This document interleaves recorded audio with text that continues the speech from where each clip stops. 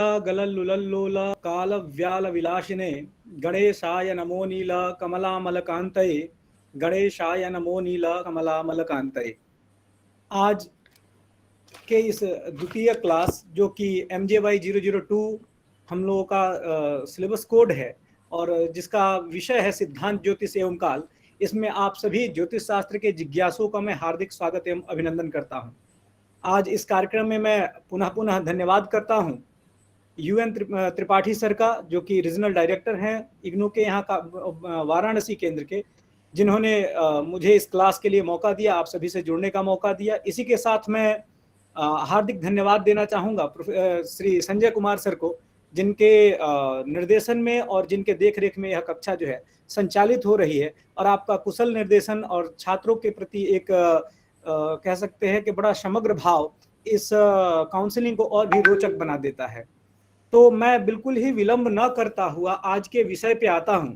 और जैसा कि मैं पिछली कक्षा में भी बताया था कि पिछली बार दरअसल कुछ टेक्निकल प्रॉब्लम हो जाने के कारण से जो है मैं पावर पॉइंट शेयर नहीं कर पाया था, क्योंकि यह सिद्धांत का विषय है और बिना कह सकते हैं आधार के जो है वो समझ में बातें उतनी नहीं आ पाती हैं। क्योंकि कई बार क्या होता है कि ज्योतिष शास्त्र के इतिहास से संबंधी अगर बातें हों या किसी भी इतिहास से संबंधित विषय की अगर बात हो तो आपको वो समझ में आ जाती है, लेकिन जब भी बात अगर किसी हम साइंटिफिक एंगल की करते हैं, मैथमेटिक्स की करते हैं, तो वो केवल व्याख्यान मात्र से ही आपको समझ में नहीं आएगी। तो आज की कक्षा में हम पढ़ने वाले हैं जिस चैप्टर का नाम है वो है गोलक ज्ञान। गोलक ज्ञान जो आपका चैप्टर है, आप देखेंगे इसमें दो भाग हो जाते हैं। एक पहला जो भाग है वो पूरा का पूरा टेक्निकल पोर्शन है, जिसमें कि आपको पूरे ब्रह्मांडीय परिमाप जो है कि किस प्रकार से खगोलीय मापन की शैली है आचार्यों की, और इसके बाद से जो दूसरा पार्ट है वो आपको कह सकते हैं कि इसका लिटरेरी पार्ट है, यानी कि लिटरेचर पार्ट है। उसमें तमाम जो है चीजें दी हुई हैं और भूगोल के भी बारे में कई बातें हैं। तो मैं इस पार्ट को दो पार्ट में शिफ्ट करूंगा आप सभी को प्रॉपर समझ में आने के लिए। और पिछली बार कई जो है जिज्ञासुओं ने ये भी कहा था कि सर कई बार ऐसा हो रहा है क्वेश्चंस छूट जा रहे हैं, जैसे लग रहा है कि जो क्वेश्चंस लास्ट में दिए हुए हैं वो क्वेश्चनों पे चर्चा कभी कभी डायरेक्टली नहीं हो पा रही है। तो अब इसके बाद का जो आपका सेकेंड चैप्टर है मैं आपको बताऊं तो सेकेंड चैप्टर वो जो है भूगोल का स्वरूप है। तो भूगोल के स्वरूप में ही इसी के साथ में इसके हाफ चैप्टर को मैं शिफ्ट करूंगा, क्योंकि भूगोल का स्वरूप और गोलक ज्ञान का जो शेष विषय है उनकी दोनों की प्रकृति बहुत मिलती जुलती है, वो टेक्निकल नहीं है। मैं इसलिए इसको उठा करके वहां ले चलूंगा और आज हम लोग इसकी जितनी टेक्निकल चीजें हैं उसको विभिन्न जो है पावर पॉइंट्स के माध्यम से उस पर हम चर्चा करेंगे। तो हम सीधा सीधा जो है इसकी जो एक पृष्ठभूमि थी वो मैंने आपसे अभी चर्चा की। और एक चीज मैं अभी आपके साथ शेयर कर रहा हूं,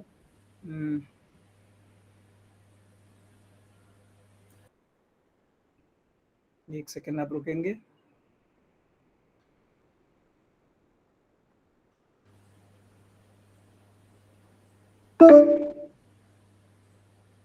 सर एक निवेदन है जी। ये जो मटेरियल हमको प्रोवाइड किया गया है स्टडी मटेरियल, इसमें गोलाध्याय के बारे में जो भी डेफिनेशंस हैं उनके रिलेटेड कोई भी डायग्राम नहीं है, तो बिना ज्योमेट्री के को समझना बहुत ही मुश्किल लग रहा है। तो मेरा आपसे निवेदन है कि अगर आप पावर पॉइंट प्रेजेंटेशन के अलावा कोई PDF फाइल, क्योंकि आप जब बोलेंगे तो आपकी वाणी के सम्मोहन में हम सुन के और उसको शायद इतना समझ नहीं पाएँ, लेकिन अगर आप हमें कोई PDF फाइल में इसको प्रोवाइड कर सकें तो हम इनको बाद में अच्छे से समझ सकें कि ये ज्योमेट्री किस तरह की है। कहीं भी इसमें एक तो त्रिज्या कितनी है ये कहीं भी नहीं लिखा गया, किस त्रिज्या से बनाएंगे ये भी नहीं लिखा गया। कोजा है 90 डिग्री का लिखा हुआ है, 90 डिग्री है, पर कोजा से करना है मतलब साइन थीटा लेना है कि कॉस थीटा लेना है, ये भी कुछ नहीं लिखा गया। और सेंटर क्या होगा ये भी कहीं भी जो भी डेफिनेशन है उनमें नहीं बताया गया। तो मेरा निवेदन है, वैसे तो आपका नाम लेने से ही सारे संदेह तो दूर हो जाते हैं, नाम ले भव सिंधु सुखाई, पर ये जो अविद्या है इसके बारे में आप थोड़ा सा अगर हमें ये भी मैं अभी बताऊंगा कि ये सारे वृत्त कैसे बनेंगे। एक सेकंड, थोड़ी सी एक समस्या आ रही है, स्क्रीन शेयर नहीं हो रहा है, तो मैं सर को भेजता हूं जो कि शेयर करेंगे, तो मैं यहाँ से कर रहा हूँ अभी आपसे। सर बिल्कुल एकदम हम लोग चलते हैं पाठ की तरफ और देखेंगे बहुत आनंद आएगा इस पाठ में। और जितनी भी आपकी शंकाएं पंकाएं हैं मैं उसको सबको एक किनारे से सॉल्व करता हुआ चलूंगा, क्योंकि मुझे मालूम है कि यहाँ हर स्तर के हमारे साथ में ज्योतिष शास्त्र के जिज्ञासु जुड़े हुए हैं। कुछ एडवांस लेवल के हैं, कुछ जो है मीडियम लेवल के हैं, कुछ ऐसा है जो अभी देख समझ रहे हैं, लेकिन हम सभी जुड़े हुए हैं कुछ आनंद के साथ सीखने के लिए। तो आते हैं और शुरू करते हैं आज का जो हमारा चैप्टर है, गोलक ज्ञान। एक चीज आपको बताऊं, ये पूरा गोल ज्ञान आ कहां से रहा है, कहां से इसकी उत्पत्ति हो रही है और क्यों ये जरूरी है।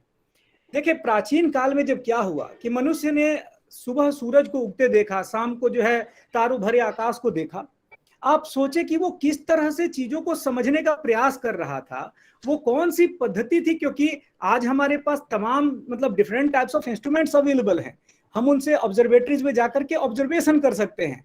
पर ये कैसे संभव था कि एक जो मनुष्य इस धरती पर आया है, जिसके पास केवल जो है कह सकते हैं एक बुद्धि थी, और बुद्धि छोड़ तत्काल में जो है एक सूर्य था और एक चांद, जो चंद्रमा, और आकाश में कुछ तारे थे। अब उसे क्या था कि यात्राएं भी करनी थी, व्यापार भी करना था, अपना विनिमय भी करना था। तो ये देखेंगे कि आखिर कैसे वो अपने आप को इस ब्रह्मांड से रिलेट कर रहा है। और यहीं से आरंभ होता है गोल का। गोल किसी अन्य पदार्थ का नाम नहीं है। गोल का तात्पर्य मैं अभी कुछ परिभाषाओं पे भी आऊंगा, लेकिन गोल में आप देखेंगे जो चीजें बताई गई हैं वो बहुत सहज हैं। मतलब कैसे इन आकाशीय घटनाओं को आप थ्रू द मैथमेटिकल कैलकुलेशन आप धरती पे बैठ के बहुत आसानी से समझ सकते हैं। अब हम लोग जो है जब इस पे चर्चा करेंगे अभी अगले विषय पे, तो सबसे पहले 2-3 चीजें मैं आपको ये कौन स्क्रीन शेयर कर रहा है? प्लीज स्क्रीन में शेयर करिए, हम लोग को डिस्टर्ब हो रहा है। वो स्क्रीन शेयर के लिए मैंने ही कहा था, वो पावर पॉइंट है, आपको समझ में आएगा वो। अच्छा, सॉरी। तो जी जी, तो अब क्या हो रहा है, आपको 2-4 चीजें मैं बताऊं कि सबसे पहले जो कुछ लोगों ने कहा कि सर वो समझ में नहीं आ रहा है कौन सी वृत्त कहां से बना रहे हैं। तो दरअसल अभी तक आपने उस वाले पोर्शन को पढ़ा नहीं था। और जब आप सामान्य गणित के द्वारा अगर आप लगाते हैं इसको, सोचेंगे कि गोल हमें समझ में आएगा, तो सामान्य गणित से नहीं होगा। गोल में हमेशा आप ध्यान रखेंगे कि स्फेरिकल ट्रिग्नोमेट्री का हमेशा प्रयोग किया जाता है, और चापीय रेखा गणित, गोलीय रेखा गणित का, यानी चापीय स्फेरिकल ट्रिग्नोमेट्री और गोलीय रेखा गणित, इन दोनों में डिफरेंस क्या है मैं आपको सामान्यतया बताऊंगा। कि जो भी ज्योतिषीय मतलब खगोलीय क्षेत्र बनते हैं वो कोई रेखात्मक रूप में नहीं बनेंगे, वो सब के सब अलग अलग वृत्तों से मिलके बनेंगे। तो ये आप सोचें कि उन वृत्तों का मान आप सामान्य त्रिकोणमिति से नहीं निकाल पाएंगे। खैर, हमें जितनी समझने की जरूरत है इस गोल में, मात्र 2-4 पॉइंट पे मैं आपसे चर्चा करके और मैं इस पे आगे बढ़ूंगा। द्वितीय पेज ले आए, सेकंड पेज सर जो है। आज हम लोग देखिए जो हमारा विषय है गोल ज्ञान, इससे थोड़ा सा आगे चलते हैं, तीसरे नंबर पेज पे आते हैं। और हमने आज रखा है कि किन किन चीजों पे हम लोग बात करने वाले हैं। मैं देखिए एकदम आज स्पष्ट करूंगा, और यही पॉइंट मैंने आपकी किताब से अभी उठाए हैं, जिसपे कि बहुत डीपली और एक एक चीज मैं आपको क्लियर कराता चलूंगा। सबसे पहली बात है गोल परिभाषा, यानी कि गोल क्या है। सेकंड नंबर पे भूमि का स्वरूप, हमारी पृथ्वी कैसी है। इसके बीच में डीपली जो चर्चा होगी, क्योंकि बार बार इस पे क्वेश्चन आ रहे हैं कि सर 4 समुद्रों की स्थिति क्या है, अनेक जो है पर्वतों का संस्थान कैसे इस पृथ्वी पर स्थापित किया गया है, तो इसको हम लोग डिस्कशन करेंगे ले जाकर के भूमि स्वरूप में। और तीसरे नंबर पे ये मैं चर्चा करूंगा स्वस्थान क्या है, ख स्वस्तिक क्या है, ध्रुव स्थान क्या है, याम्योत्तर वृत्त एवं क्षितिज वृत्त क्या है। अगले लाइन पे से चलेंगे, अगले पेज पे। इसके बाद अगले पेज में आप देखेंगे कि जिन विषयों पे चर्चा की जानी है वो है समस्थान, पूर्वापर वृत्त, पूर्वापर स्वस्तिक, कोण स्थान एवं कोण वृत्त, गोल संधि एवं मेषादि राशियां, अयन वृत्त, चंद्राद्रि ग्रहों का विमंडल, लग्न चतुर्थ एवं सप्तम एवं दशम स्थान। अगर इतनी बात आपको बाकायदा समझ में अगर क्लियरली आ जाती है, तो मुझे नहीं लगता कि इसके बाद आपको गोल में अन्य विषयों में दिक्कत होगी। अब हम चलते हैं अगले पेज पे। अब सबसे पहली बात कि ये गोल क्या है, आप देखेंगे कि एक बड़ी समस्या हो रही थी, और जो है किसी जिज्ञासु ने कहा कि सर ये गोल में जो हम चाप जो बना रहे हैं वो किस केंद्र से बना रहे हैं, नहीं समझ में आ रहा है। जो हम त्रिज्या ले रहे हैं तो उसमें साइन ले रहे हैं कि कोसाइन ले रहे हैं, या कहीं हम आर्क ले रहे हैं, ये बात नहीं क्लियर हो रही है। आप एकदम बिल्कुल ध्यान रखेंगे कि एक यहाँ जो भी वृत्त बनाएंगे, बार बार बात आएगी 90 डिग्री के चाप से, 90 डिग्री के चाप से। तो 90 डिग्री का चाप क्या है, सबसे पहले गोल क्या है, फिर हम देख लेते हैं, आगे चलते हैं। आचार्य यहाँ परिभाषा क्या देते हैं कि वृत्तार्धे स्वस्थिरव्यास रेखो परिसमन्ततः भ्राम्यमाणे घन क्षेत्रम जायते गोल एव सः। सीधा अर्थ देखते हैं इसका क्या कह रहे हैं कह रहे हैं क्या कि किसी वृत्तार्ध में स्थिर व्यास रेखा के ऊपर यदि चारों तरफ से अगर उस वृत्तार्ध को घुमाया जाएगा तो जो घन क्षेत्र बनेगा वो गोल कहलाएगा।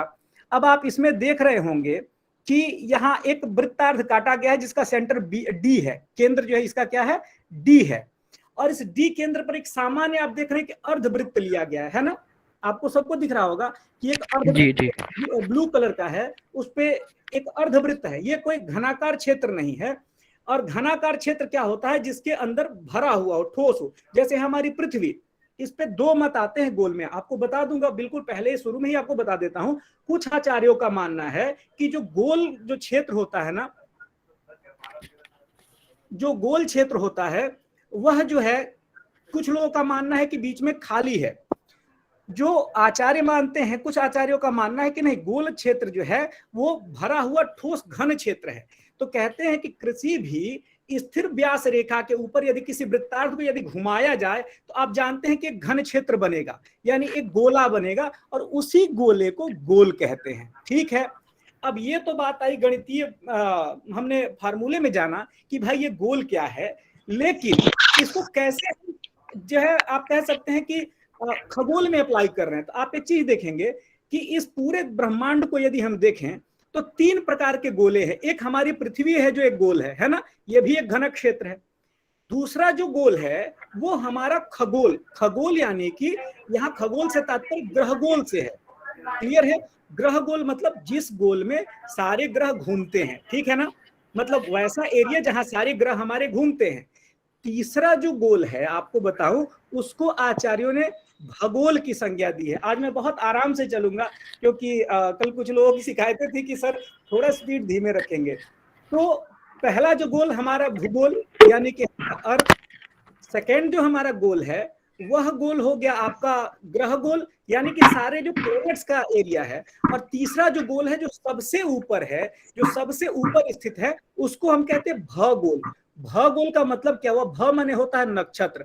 तो आप जानते हैं कि जो तारे और जो नक्षत्र हैं वो सबसे ऊपरी सतह पे हैं। आपको यहां तक बात मुझे लगता है समझ में आ गई होगी। यानी सबसे पहले धरती, धरती के ऊपर ग्रहों की कक्षाएं, और ग्रहों की कक्षाओं के ऊपर जो तीसरा गोल है जिसको कि हम भगोल कह रहे हैं, यानी कि हमारे तारों की स्थिति। अब इसी से संबंधित आप देखेंगे गणनाएं होती हैं।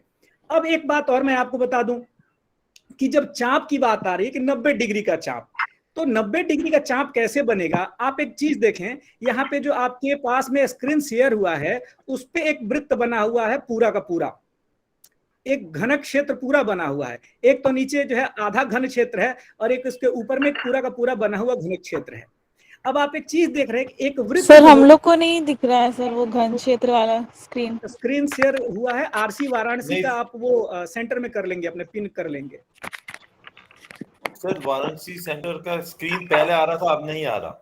आप उसको नहीं आ रहा है, स्क्रीन पे पिन कर ले, वो आ जाएगा। नहीं वो सर अभी तो दिख ही नहीं रहा स्क्रीन पे। आरसी वाराणसी का जो स्क्रीन है आप अपने स्क्रीन पे पिन आ रहा है सर, आ रहा है सर, तो नहीं आ रहा है, दिखाई दे रहा है सर, दिख रहा है जी। नहीं सर दिख रहा है हम लोग को। देखिए आप उस पे पिन का ऑप्शन है, उसको अगर टैप करेंगे तो क्लियर दिख रहा है। ठीक है ना। अब देखिए अब क्या हो रहा है, कैसे हम इसमें, क्योंकि ये बात मैं पहले इसलिए बता रहा हूं कि बार बार बात आएगी कि 90 डिग्री की त्रिज्या से 90 डिग्री, ये 90 डिग्री की त्रिज्या क्या है। अब अभी तो आप देखिए ये एक आपके पास में पूरा का पूरा गोल है, ये आपके पास एक पूरा का पूरा बना हुआ देख रहे गोल है जिसमें कि आर जो है त्रिज्या दिखाई गई है, रेडियस। अब एक बात आप जानते हैं कि गोल में जो करेंगे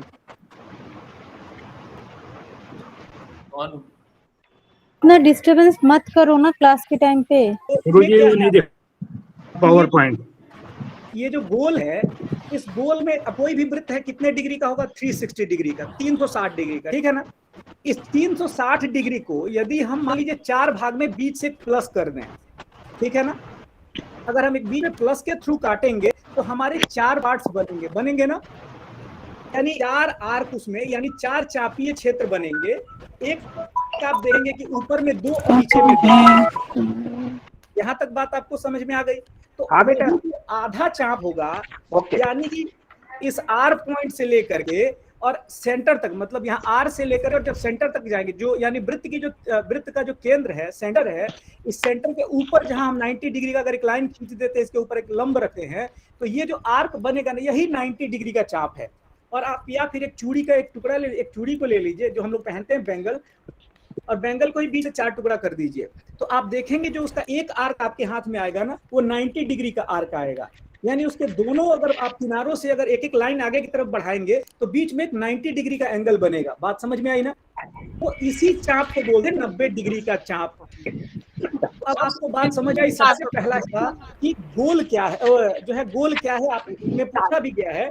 तो गोल का मतलब है कि किसी भी वृत्तार्ध में क्या करेंगे, स्थिर व्यास रेखा के ऊपर यदि हम उसको घुमा देते हैं तो हमारे पास एक घन क्षेत्र बनता है जिसको गोल कहते हैं। यहां तक बात समझ में आई। इस गोल को 3 प्रकार से जो है मनीषियों ने रखा है या आचार्यों ने माइक म्यूट कर दीजिए प्लीज। तो क्या रखा है भाई? पहले कहा हमारा भूगोल, दूसरा कहा खगोल, और तीसरा कहा भूगोल। भूगोल मतलब हमारा अर्थ, हमारी अपनी जियोग्राफी, और जो है हमारा अपना अर्थ। सेकेंड हम लेते हैं आपको हमारा जो अपना सोलर सिस्टम है, और थर्ड जो हम लेते हैं वो हमारा भूगोल यानी कि नक्षत्र गोल। यहां तक बात समझ में आई। अब अगले पेज पे चलते हैं। अब यह जो आप देखेंगे कि मैंने कहा गुरुजी स्क्रीन नहीं दिख रहा है सर, हमें स्क्रीन दिखाई नहीं दे रहा है। आरसी वाराणसी को आप अपने स्क्रीन पर पिन करें। सर आरसी वाराणसी पिन किया था, वाराणसी ऐसी पिक्चर सर क्लियर दिख रहा है, आप लोग पिन करके रखिए, या तो आपके नेट के सिग्नल वीक हो गए, क्लियर आप लोगों को नहीं दिख रहा है। मैडम अगर आपको दिख रहा है तो आप शांत हो जाइए, नहीं दिख रहा है ना? हमें नहीं दिख रहा है सर। वाराणसी का प्रेजेंटेशन बात करिए, उसमें नहीं दिख रहे हैं। आरसी वाराणसी के नाम से प्रेजेंटेशन है। आप एक सर, आप कंटिन्यू रखिए, आप आरंभ रखिए सर। आप एक बार उसको देख लें, फिर आगे जो है देखिए, अगर कोई दिक्कत होती है तो उसको सॉर्ट आउट किया जाएगा। खैर, तो अब इसमें क्या है, मैंने आपको बताया कहाँ दिया हुआ है? जब आप सर निर्वाह जारी रखिए, रुकिए नहीं। जब क्या हुआ कि आपको बताया कि गोल क्या है। अब इसमें 2 बातें आएंगी। आपको पहले नंबर पे मैंने क्या बताया था? भूगोल, दूसरे नंबर पे खगोल, और तीसरे नंबर पे भूगोल। अब हम जो सबसे पहली बात समझेंगे उसको समझेंगे भूगोल के बारे में। तो भूगोल के बारे में एक अगला चैप्टर भी अपना है भाई, कि भूमि का स्वरूप कैसा है और तमाम उसके बारे में। लेकिन एक बार हम अगर आचार्यों के 2 प्रकार से मत हैं, आप जानते हैं। एक जियोसेंट्रिक जो है ग्रह कक्षा मानते हैं, और दूसरा हेलिसेंट्रिक ग्रह कक्षा मानते हैं। तो आचार्यों ने गणना के लिए क्या किया कि प्राचीन काल में कि जियोसेंट्रिक जो हमारी अपनी ग्रहों की स्थिति है, यानी भू केंद्रिक ग्रहों की स्थिति को स्वीकार किया। जब भू केंद्रिक ग्रहों की स्थिति को स्वीकार किया तो आप देखेंगे कि भूमि स्वरूप के लिए वो एक श्लोक लिखते हैं आचार्य यहाँ पे कि स्वशक्त्या भूगोलोयम निराधारो तिखे स्थितः पृथुत्वात् समवद भाति चलोप्य चलवत् तथा आवृत्तोयम क्रमात् चंद्रः बुध शुक्रार्क भूभुवाम गोलैर जीवार्क भानाम च क्रमादोर्ध्वोर्ध संस्थितैः। श्लोक समझ में नहीं आया, कोई बात नहीं, हम सीधे हिंदी में आते हैं आपके पास। कहते हैं कि स्वशक्त्या माने अपनी शक्ति से, भूमि गोलोयम माने यह भूमि गोल यानी भूगोल, निराधार यानी निराधार रूप से, खे स्थित यानी कि आकाश में लटकी हुई है, टंगी हुई है। ठीक है ना, सबको समझ में बात आई? यह जो हमारी भूमि गोल है यानी जो हमारा भूगोल है वो निराधार जो है आकाश में स्थित है। और एक बात यहाँ पे अब आपको मैं एक बहुत पुरानी शंका का भी निवारण करूंगा इसी श्लोक में। कहते हैं कि पृथुत्वात् समवद भाति चलोप्य चलवत् तथा। ये कहते हैं कि भाई आपको भूमि बराबर क्यों दिखाई देती है? एक क्वेश्चन आपको बचपन से पूछा जाता होगा और स्कूलों में इसका उत्तर दिया जाता था हम लोगों को, क्योंकि हमारी भूमि बहुत बड़ी है जिसके चलते हमको ये बराबर दिखाई देती है। But being a mathematician, being a astronomer, being a student of astronomy, we can't explain in this manner, we will have to explain in a scientific manner। हमको एक वैज्ञानिक तरीके से हमको इसका जवाब देना होगा। आचार्य जो है अभी आप हम लोग जब भूमि का स्वरूप पढ़ेंगे तो एक वहां पे चर्चा करते हैं कि किसी भी यदि वृत्त के 96 टुकड़े कर दिए जाएंगे तो वो क्या होगा कि वहां ज्या और चाप में भेद खत्म हो जाएगा, यानी कि स्ट्रेट लाइन और आर्क में जो है डिफरेंस करना मुश्किल हो जाएगा। तो क्या हो रहा है यहाँ पे कि हम जो पृथ्वी का जितना भाग देख पाते हैं ना वो 96वें भाग से कम होता है, इसलिए हमको हमारी पृथ्वी कैसी दिखाई देती है? समतल दिखाई देती है। तो आचार्य इसको भी बहुत सीधे सीधे स्ट्रेट लाइन में कह देते हैं कि जो है स्वशक्त्या भूमि गोलोयम निराधारोस्तिखे स्थितः पृथुत्वात् समवद भाति। ये पृथु मैंने होता है बराबर होने से, बड़ी होने से, समवद भाति मैंने बराबर प्रतीत होती है, बराबर है नहीं, है तो ये गोल, लेकिन कहते हैं पृथुत्वात् समवद भाति। पृथु मैंने होता है बड़ी, विशाल, तो विशाल होने के बाद भी वो क्या होती है, विशाल होने के ही कारण क्या दिखाई देती है, बराबर दिखाई देती है। और चलोपि अचलवत् तथा, चल होते हुए भी कैसी दिखाई देती है, वो लगती है कि स्थिर है। यहां तक तो बात समझ में आ गई कि हमारी भूमि कैसी है भाई। तो कहते हैं कि आकाश में निराधार स्वशक्त्या खड़ी है, और भास्कराचार्य अभी हम लोग जब आगे पढ़ेंगे तो उसमें बताएंगे कि कैसे आकर्षण शक्ति इस पे काम करती है। तो कहते हैं कि हमारी जो पृथ्वी है वो आकाश में निराधार अपनी शक्ति से, और सूर्य सिद्धांत में इसी को धारणात्मिका शक्ति कहते हैं, तो धारणात्मिका शक्ति से आकाश में अड़ी हुई है, और वह इतनी विशालकाय है कि हमको बराबर दिखाई देती है। और इसका वैज्ञानिक कारण यह है कि किसी भी वृत्त का अगर 96 टुकड़ा कर दिया जाए तो 96वां जो टुकड़ा होगा वहां पे मैंने सीधी रेखा, स्ट्रेट लाइन, और चाप में जो है यानी आर्क में डिफरेंशिएट करना मुश्किल होगा। Due to that we say that our earth is plane. ये एकदम बिल्कुल सीधा सा फॉर्मूला था कि हम ऐसा कह देते हैं। अब प्राचीन जो मत था उसमें क्या कहते हैं, आवृत तोयम क्रमात् चंद्र। अब इस पे ग्रहों की स्थिति कैसी, अगर आप सेंटर में अर्थ को लेते हैं, यानी हम जब जियोसेंट्रिक जो है प्लेनेटरी पोजीशंस की बात करेंगे, यानी कि भूकेंद्रिकी यदि ग्रह गणना की हम बात करेंगे, तो उसमें क्या सिस्टम होगा कि आवृत तोयम क्रमात् चंद्र, यानी सबसे पहले पृथ्वी के चारों तरफ कौन घूम रहा है, चंद्रमा, है ना। आप वहां से चंद्रमा को उठा करके सेंटर में रखिए, तो आवृत तोयम क्रमात् चंद्र। फिर इसके बाद कौन है, बुध, फिर इसके बाद कौन है, शुक्र, फिर इसके बाद कौन है, अर्क माने होता है सूर्य, फिर इसके बाद कौन है, आप देखें एक एक जो है, सबसे पहले जब भूमि से बाहर की तरफ बढ़ेंगे, इस प्राचीन मतानुसार ग्रह कक्षा क्रम जो आपके स्क्रीन पे दिख रहा होगा, तो यहाँ से सबसे पहली कक्षा जो है आवृत तोयम क्रमात् चंद्र, सबसे पहले चंद्रमा इसको घेरे हुए है, सेकंड नंबर पे बुध, तो आवृत तोयम क्रमात् चंद्र बुध, फिर इसके बाद से शुक्र, फिर इसके बाद से सूर्य, फिर जो है मंगल, फिर गुरु, और इसके बाद से शनि। ये ग्रहों की कक्षाएं हैं। अब एक छोटी सी जिज्ञासा आप सभी के मन में होगी कि सर आप जो है, हम लोग ज्योतिष शास्त्र में तो रोज चर्चा करते हैं कि भाई ग्रह तो 9 है, आपने 7 में ही निपटा दिया, ऐसी कौन सी बात थी। तो आगे हम अभी इस पे चर्चा करेंगे कि ये जो राहु और केतु हैं वो पात रूपी जो है उनको माना गया है, यानी क्रांति वृत्त और जो चंद्रमा के मार्ग का जो कटान है, एक दूसरे को काटते हैं, उसी को जो है हम क्या कहते हैं, राहु और केतु की संज्ञा दी हुई है। अब ये चंद्रमा का मार्ग क्या है, क्रांति वृत्त क्या है, आगे हम लोग उस पर चर्चा करेंगे। तो हम लोग अगले पेज पे अब आगे की तरफ बढ़ते हैं। अब आप एक चीज देखें, जब हमने बताया कि यह भूमि जो है अपने स्थान पे टिकी हुई है, तो अब आप बिल्कुल एक बात ध्यान में रखेंगे कि जो प्राचीन ऋषि थे, मैंने कहा ना, आप बिल्कुल ऐसा साइंस भूल जाएं जहां की सारी चीजें बहुत हैवीली डिफाइंड हैं।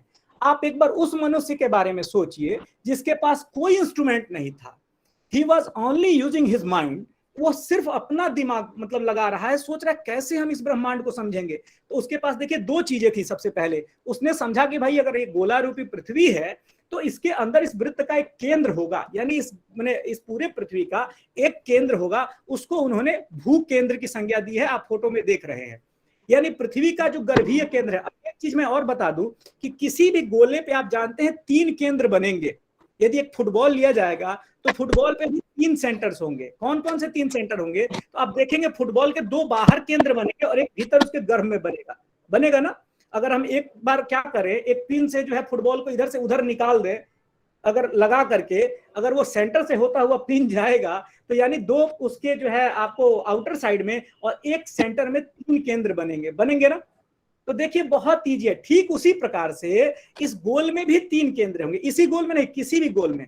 पहला जो केंद्र होगा उसका गर्भीय केंद्र होगा, और जो 2 सेंटर्स होंगे वो उसके पृष्ठीय केंद्र होंगे, यानी उसके सरफेस में होंगे। यानी 2 हमारे होंगे सेंटर ऑन द सरफेस, और एक जो होगा हमारा उसका सेंटर जो है इनर सेंटर, ठीक है ना। अब देखिए एक बात बिल्कुल सामान्य सी आती है कि 3 बातों की चर्चा कर रहे हैं, स्व स्थान एवं ख स्वस्तिक। नाम थोड़ा सा सुनने के बाद बड़ा ट्रबल करता, लगता है भगवान ये क्या है, लेकिन बहुत ईजी। आप देखें, स्व स्थान मतलब अपना स्थान, ठीक है ना। स्व स्थान माने अपना स्थान, जो जहां बैठा है आप देखेंगे वही उसका स्व स्थान है। अगर हम वाराणसी में बैठे हुए हैं तो वाराणसी हमारा स्व स्थान है। अगर आप दिल्ली में बैठे हैं तो भाई दिल्ली आपका स्व स्थान है। कोई जाके लंदन में बैठा होगा तो लंदन उसका स्व स्थान है। बात समझ में आ गई ना।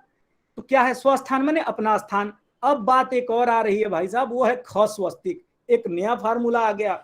ये क्या था, तो कुछ नहीं, आप देखें बिल्कुल इजी है। ख स्वस्तिक मतलब ख माने होता है आकाश, ये आप लिख लेंगे।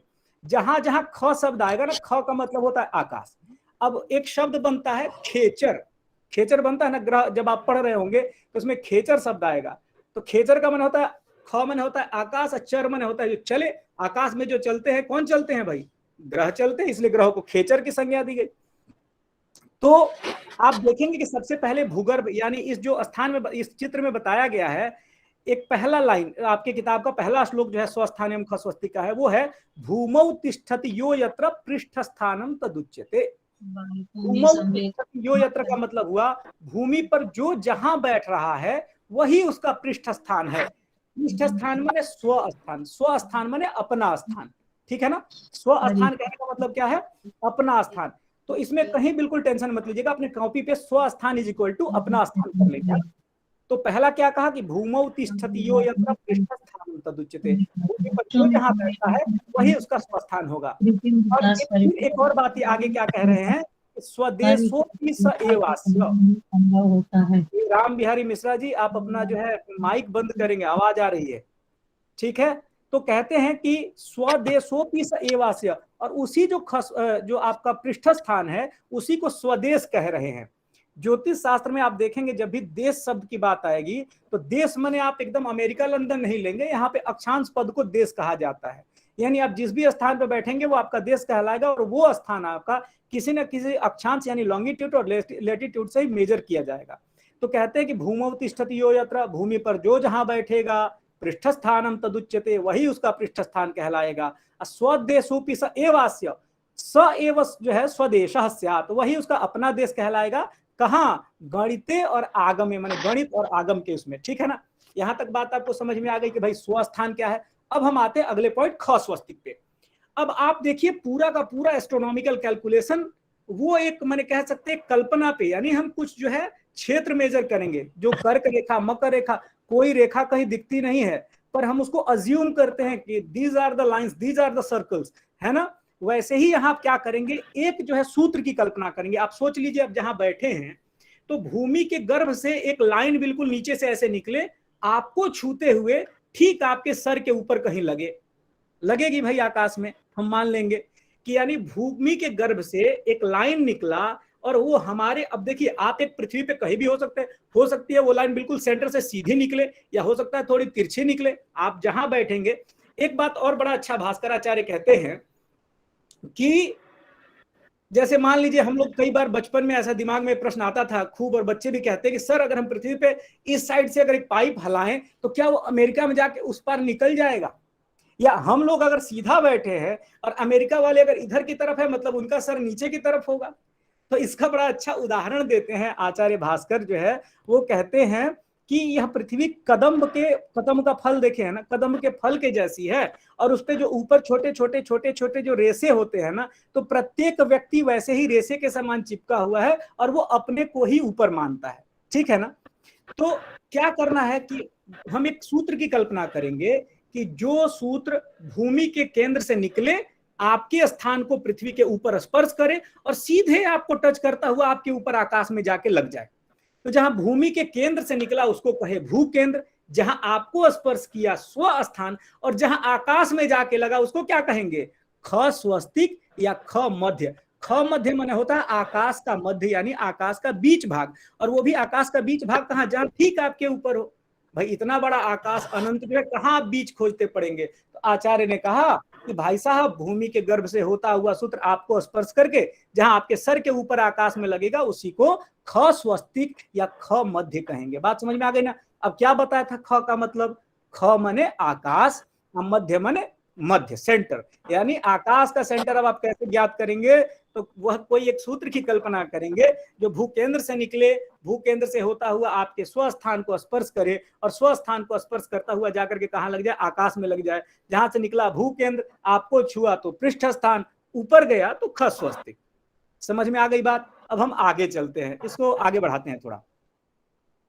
अब एक बात और आती है, ये बड़ा देखिए मजेदार, अभी मैं इसके साथ एक छोटी सी स्टोरी आपको बताऊंगा और बड़ा आनंद आएगा आपको। कहा ना कि जैसे ही अब व्यक्ति सोचना शुरू किया, उसने सोचा कि भाई साहब इस पूरे ब्रह्मांड में अगर हमको 3 चीजों का पता करना है, आप देखिएगा नाविक भी अगर नाव लेकर के समुद्रों में व्यापार करने जाते हैं तो उनको मात्र 3 चीज की आवश्यकता होती है, और आज भी आपको सिर्फ दैनिक जीवन में 3 चीजों की आवश्यकता होती है। वो है दिक, दूसरा देश और तीसरा काल। दिक माने डायरेक्शन, आप किस डायरेक्शन में हैं, देश यानी कि प्लेस, आप किस प्लेस पे हैं, और तीसरा काल यानी टाइम, है ना। कितना इजी है। तो प्राचीन काल में भी जब आचार्यों ने सोचा तो कहा कि हमें दिक, देश और काल, इन अगर चीजों को जानना हो तो कौन से नियामक हमारे ऐसे हो सकते हैं जो हमें बता सकते हैं। बड़ी समस्या आई भाई। दिन का समय था, उसने सूरज को उगते देख रहा है, रात के समय किसी दिन चंद्रमा देखा, कभी तो दिखा ही नहीं। अब ये समस्या क्या आई कि ठीक है, रात में तो मान लीजिए हम एक नियामक यानी 1 यूनिट तो सूरज को ले सकते हैं कैलकुलेशन के लिए, लेकिन रात्रि में क्या करेंगे, क्या समस्या होगी। अगर चंद्रमा को 1 यूनिट बनाते हैं तो चंद्रमा की गति तो विलक्षण है, आकाश में वो कभी जो है उसके जो है उदय और अस्त का माने अलग लोचा है, और कभी तो वो अमावस्या के दिन दिखाई ही नहीं दे रहा है। तो अगर कहीं हम अमावस्या के दिन कहीं फंस गए तब हम क्या करेंगे। तब आचार्य ने कहा नहीं भाई, अगर रात्रि में आपको गणित करना है तो कोई हमें एक ऐसा नियामक लेना होगा जो हमें बराबर दिखाई दे। तब बराबर दिखाई दे तो कहा कि तब क्या करे, तब ऐसा क्या होगा भाई। तो कहा कि रात्रि में जो उन्होंने लगातार मतलब कंटिन्यूअस ऑब्जर्वेशन किया आकाश का, और देखा कि जो ध्रुव तारा है वो कंटिन्यूअस वे में उनको दिखाई दे रहा था। जो पोलर स्टार था वो पोलर स्टार उनको दिखाई दे रहा है। तो उन्होंने कहा कि ठीक है, एक काम हम करते हैं और देखेंगे पूरा गोल इसी पे दौड़ेगा, जितना अभी मैं आपको कॉन्सेप्ट बता रहा हूं। पहला एक ध्रुव स्थान, दूसरा आपका भूगर्भ या तीसरा खस्वस्तिक, और एक जो मैंने आपको कहा सूर्य। अब दिन के लिए उन्होंने मानक बना लिया सूर्य को, रात्रि के लिए मानक बनाया ध्रुव तारा को, और तीसरा जो मानक बनाया वो अपना स्थान, क्योंकि हमको अपने स्थान से जानना था। यहां तक बात अब आपको समझ में आई। अब एक समस्या फंसी क्या कि आखिर जब हम ध्रुव की बात करते हैं, ध्रुव है कितने। सिर्फ हम आकाश में देखते हैं तो भाई 2 ध्रुव, हमारे 2 तारे 2 तरफ उगे हुए हैं। तो आचार्य का ये लाइन आप देखेंगे, मैंने आपसे एक बात कहा था कि संस्कृत में अगर कोई मनीषी कोई सूत्र कहता है वो बहुत सोच समझ के कहता है, एक शब्द वो बिना जो है मतलब काम के नहीं रखेगा। तो कह रहा है क्या कि भू केंद्रात ध्रुवगम सूत्रम यद गोले यत्र संयुतम, यही देखेंगे सारा रहस्य है। तद गोले तद ध्रुव स्थानम गोल विज्ञेर निगद्यते, है ना। आचार्य ने क्या कहा, भू केंद्रात ध्रुवगम सूत्रम यद गोले यत्र संयुतम तद गोले तद ध्रुव स्थानम गोल विज्ञेर निगद्यते। हिंदी अर्थ क्या हुआ भाई, इसको कह रहे हैं कि भूमि के केंद्र से, अब आपको 2 सूत्रों की कल्पना करनी है। जैसे आप कर्क रेखा मकर रेखा की कल्पना कर लेते हैं, वैसे ही आपको 2 सूत्रों की कल्पना करनी है कि भू केंद्र से किधर की तरफ वो निकल के जा रहा है, तो ध्रुव तारा के पास तक। यानी आप देखें, मैंने इसमें दिखाया है जो पावर पॉइंट आपको शेयर किया है, जो पेज, उसमें लाल कलर का हमने भू केंद्र बनाया है और पृथ्वी को बिल्कुल सीधा खड़ा कर दिया है, एकदम जिस समय वो पृथ्वी अपने अक्ष पे स्ट्रेट खड़ी होगी, है ना। और उस भू केंद्र से दोनों ध्रुवों की तरफ 2 हमने lines, straight lines white colour में हमने बढ़ाए हैं। तो अब आप एक चीज देखेंगे, हमने आपसे बताया था ना कि गोल कितने हैं, 3। एक आपका भूगोल, दूसरा खगोल और तीसरा भगोल। इस पे हम लोगों ने चर्चा की। तो अगर हम पहले ही अगर भू केंद्र से बढ़ाएंगे तो हमारे भूगोल में ही पहले वो 2 तरफ टकराएगा ना हमारे पृष्ठ पे। यानी भू केंद्र से जाता हुआ दोनों दिशाओं में ध्रुव तारा को जाता हुआ सूत्र, सबसे पहले आप देखिए पृथ्वी पे ही, यहाँ पे दोनों साइड, यानी पृथ्वी जहां ऐसे गोला खत्म हो रहा है वहीं 2 साइड में वो टकरा रहा है ना। तो यानी कि पृथ्वी पर भी आपके 2 ध्रुव बन गए। ठीक है, पृथ्वी पर 2 ध्रुव जब बने तो उनको क्या कहा भाई, नॉर्थ पोल और साउथ पोल, उत्तरी ध्रुव और दक्षिणी ध्रुव। लेकिन वो बात वहीं नहीं रुकी, 2 ध्रुव यहां हुए और उसको फिर आगे बढ़ाया और ले जाकर के खगोल में भी उसको लगाया और आगे ले जाकर के भगोल में भी लगाया। तो ये जो तारा है ना, जो ध्रुव तारा, ये भगोल में ही स्थित है। भगोल मैंने आपको बताया था, भ माने होता है नक्षत्र, तारा। तो नक्षत्रों वाला जो गोल है, यानी जो तारों वाला गोल है, उसको बोलते हैं भगोल। तो भू केंद्र से ध्रुव स्थान, अच्छा एक बात इसने और कहा कि भू केंद्र से ध्रुवगत जो सूत्र है, जिस गोल में जहां लगता है उसी गोल में वह ध्रुव स्थान है, ध्रुव तारा का स्थान नहीं कहा। आप ये बात बिल्कुल समझ लेंगे। ध्रुव स्थान कहने का मतलब था कि एक ऐसा स्थान जो हिलेगा नहीं, निश्चित है। तो अगर पृथ्वी पर लगा तो पृथ्वी पर ध्रुव स्थान, आगे बढ़ के वो जो है जाकर के तारा पे लगता है तो यानी भगोल वाले कंडीशन में लगा तो वहां पे भगोल में भी एक ध्रुव स्थान बना। बात आपको समझ में आ गई होगी। यानी भू केंद्र से ध्रुव तारागत सूत्र जिन जिन गोलों में जहां जहां पे लगेगा उस गोले में वहां पे जो है ध्रुव स्थान होंगे। आप देखेंगे कि पृथ्वी जो है यह पृथ्वी पे भी दो जगह जो हमारा ध्रुव तारागत सूत्र दो जगह लगा, तो पृथ्वी पे भी दो ध्रुव बनेंगे और वैसे ही हमारे भगोल में भी दो ध्रुव बनेंगे। यहाँ तक आपको बात समझ में आ गई होगी। अब हम थोड़ा आगे चलते हैं, इस स्लाइड को आगे बढ़ाते हैं। सर इसमें पृथ्वी को घुमा के रखा गया है क्या? वैसे तो ऊपर नीचे होते हैं दक्षिण और उत्तरी पृथ्वी को हमने पोल। बिल्कुल सीधा रखा, नॉर्थ पोल को नॉर्थ पोल की तरफ कर दिया, साउथ पोल को साउथ पोल की तरफ कर दिया। अब देखिए हमने पृथ्वी को बिल्कुल, अगर हमारी पृथ्वी अपने एक्सिस से 23.5 डिग्री झुकी है, हम सभी जानते हैं कि पृथ्वी अपने अक्ष पे कितनी झुकी हुई है, 23.5 डिग्री। लेकिन हमने पृथ्वी को थोड़ा समझने के लिए सीधा कर दिया, यानी कि ऐसे कंडीशन में रख दिया जब दोनों ध्रुव उसके दोनों माने नॉर्थ पोल और साउथ पोल के सामने आ जाएंगे, ठीक है ना। यानी बिल्कुल ये मानिए कि पृथ्वी अपने 0 डिग्री एक्सिस पे एकदम ऐसे खड़ी है। ऐसी स्थिति में क्या होगा, अब आप एक चीज देखें, फिर मैं आपको इस पे ले चलता हूं थोड़ा डीप में। दो वृत्त बन रहे हैं, मैंने आपसे कहा सर ये थोड़ा सा कॉन्सेप्ट नहीं क्लियर हो रहा है सर। ये जो आप बता रहे हैं एक्सिस पे खड़ी है, तो सर हम लोग जो पढ़ते हैं तो वो सीधा रहता है ना सर एकदम। देखें तो है ये क्या, समझ नहीं पृथ्वी अपने एक्सिस पे 23.5 डिग्री झुकी है जी। उत्तर ध्रुव आपको उत्तर की तरफ थोड़ा उठा हुआ दिखाई देता है ना। दक्षिण ध्रुव आपको दिखाई नहीं देता है। क्यों नहीं दिखाई देता है? क्योंकि आप जो है जहां भी आपका अक्षांश होगा वो 0 डिग्री से मतलब राइट होगा, ठीक है ना, यानी उत्तर दिशा की तरफ है। अब एक हम ऐसी स्थिति कल्पना करते हैं जब व्यक्ति एकदम भूमध्य रेखा पे यानी 0 डिग्री पे बिल्कुल खड़ा हो। जब वो 0 डिग्री पे खड़ा होगा तो उसको दोनों ध्रुव उसे हॉरिजॉन में यानी क्षितिज में दिखाई देंगे। कैसे होगा यह भी आपको समझ में आएगा, थोड़ा देर पेशेंस रखिए और ये देखें कि आप कैसे क्षितिज जब बनेगा ना, क्षितिज यानी हॉरिजॉन जब आपको बन जाएगा तब आपको लगने लगेगा कि कैसे वृत्त बन रहे हैं सारे। एक छोटा सा पहले हम एक एक स्टेप आगे चलते हैं। अब हमने आपको बता दिया था कि ठीक है, पृथ्वी को आप जिस डायरेक्शन में रख लीजिए वो आपके ऊपर है ना। आप मन करे तो आप अपने अक्षांश के हिसाब से उसको जो है थोड़ा सा टिल्ट भी कर सकते हैं, मन करे तो उसको जो है एकदम स्ट्रेट खड़ा भी कर दीजिए। यहाँ एक बात और कह रहे हैं, मैंने आपसे कहा था कि हमारे पास 2 नियामक थे, एक था 3 नियामक थे, एक था हमारा अपना खमध्य, दूसरा था हमारा सूर्य और तीसरा था हमारा ध्रुव, ठीक है ना। अब क्या हो रहा है कंडीशन यहाँ पे कि एक वृत्त हम ऐसा बनाएंगे नॉर्थ साउथ सर्कल, यानी कि माने दक्षिणोत्तर वृत्त या याम्योत्तर वृत्त, ठीक है ना। तो कहा कि याम्योत्तर वृत्त कैसे बनेगा। अब आप पूछेंगे इस याम्योत्तर वृत्त का कारण क्या है, क्यों बना रहे हैं। थोड़ा सा मैं आपको परिभाषा बता देता हूं और फिर डीप में जैसे जैसे आप समझते जाएंगे बातें उतरती जाएंगी। याम्योत्तर वृत्त आपके जस्ट आकाश के बीचों बीच जाता है तो इसे मध्याह्न काल का ज्ञान किया जाता है, यानी कि आपका जो है नून हुआ कि नहीं हुआ। जब सूर्य मध्य माने याम्योत्तर वृत्त के पूरब में रहेगा तो आप उसी को कहते हैं कि हम जो है एएम में हैं, और जो है जब आपके मध्याह्न जो है ठीक याम्योत्तर वृत्त के अगर पश्चिम में जाता है तो हम कहते हैं कि पीएम में है। बात समझ में आई ना। तो इसीलिए याम्योत्तर वृत्त को बनाते हैं। याम्योत्तर वृत्त बनेगा कैसे, तो सिंपल सा परिभाषा है कि देखिए ख स्वस्तिक माने खमध्य, आपको स्क्रीन पे दिख रहा होगा कि एक आप अच्छा ख स्वस्तिक क्या था, फिर से एक बार आपको रिमाइंड करा देते हैं कि भूमि गर्भ से स्वदेश को स्पर्श करता हुआ सूत्र आकाश में जहां लगेगा वही आपका ख स्वस्तिक होगा। अब एक वृत्त की आपको ऐसी कल्पना करनी है जो कि दोनों ध्रुवों में, यानी देख रहे होंगे आप, यानी नॉर्थ जो है नॉर्थ पोलर स्टार और साउथ पोलर स्टार, और प्लस आपके सर के ऊपर जो आपका खमध्य यानी कि जेनिथ, ठीक है ना, खमध्य माने जेनिथ। तो आपका एक साइड नॉर्थ पोलर स्टार, एक साउथ पोलर स्टार, और जो यानी जेनिथ यानी खमध्य में जाने वाला एक सर्कल होगा, उसी को हम लोग कहते हैं याम्योत्तर वृत्त। तो उसी के लिए अब देखिए याम्योत्तर यानी उत्तर दक्षिण वृत्त वही होगा जो उत्तर ध्रुव में जाए और दक्षिण ध्रुव में भी जाए और आपके खमध्य में भी जाए। क्लियर है।